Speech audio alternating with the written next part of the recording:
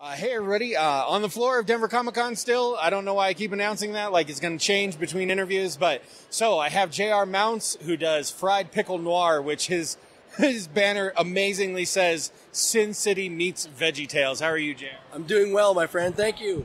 So explain to us, what's the genesis of this? All right, well, Fried Pickle Noir, as it says, is Sin City meets VeggieTales. Crime stories featuring Q Cumbersome, a fried pickle detective that fights meatheads, melonheads, and eggheads in a seedless city called the Pits, where you meet characters like Hellraisin, Hater Tot, and Spamuel Jackson. So I have to be really, really honest with you. I am known on our podcast as somebody that absolutely hates puns. So I did.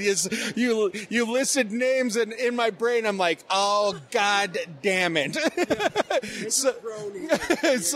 So, like, where do you draw inspiration for this? Quite honestly, I love the indie experience. I love creating something out of nothing. You know, at one point, your Hellboy, your Teenage Mutant Ninja Turtles, your Harry Potter was an indie idea. Only then did it get picked up and get into the public consciousness. I want to create something that has that kind of same appeal. So I'm a big fan of Looney Tunes, Animaniacs. I love old noir, Raymond Chandler, Dashiell Hammett, you know. I also love food quite a bit. So you put those three things together, and it's a recipe for disaster. You add my own smart-ass Alec, into it. I just can't help but make food puns.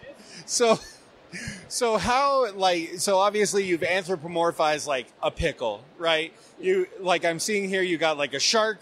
You have a various assortment of like crazy looking, like anthropomorphized wrong things. When you're trying to sell this to people, like, you have a great tagline, you have a great idea, like, what's the real, like, hook? Like, what is it that you, like, plot-wise, where you say, this is the story that I want you to read?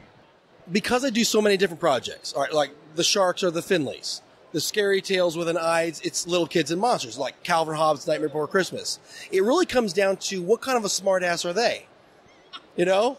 Like, I like puns, clearly, but not everybody does. I use that to my advantage. So if someone says, I don't like pickles, I'm not asking you to eat the book, all right? It's not a meal I'm trying to sell. I want you to read about the book, and if it helps, because it's noir, if you hate pickles, you'll be happy because his life sucks. So because I do humor comic books, I really try to tap into the visual draws them in. If they're looking at a pickle on a trench coat and goes, what the hell is that? I can say Rorschach has a pickle. It should finish the sentence right there. They either say, yes, I want this, or no, I don't. You either like Tabasco or you don't, right? You either like pickles or you don't. Same thing with my humor stuff. You either look at a zombie snowman called a Snomby, and you either venture forward or you run screaming. Humor comics are hard to sell. Absolutely. So, do you ever have moments where you think to yourself, I should have done something different? Only sometimes, but I will say to every author, every writer, every artist out there, if you are true to yourself, you will find your niche. Again, I go by Hellboy, all right? You're going to create a character from hell who's just shaved off his horns, but he's like a Kolchak kind of guy fighting other beasts, Lovecraftian and whatnot, and you're going to call him Hellboy, and he's a hero of sorts. The idea is that, yes, it is. So all you've got to do is find your audience. And the greatest thing about like the Denver Comic Con is it's anybody's game, man. I'm here. Frank Miller's here. I love that man.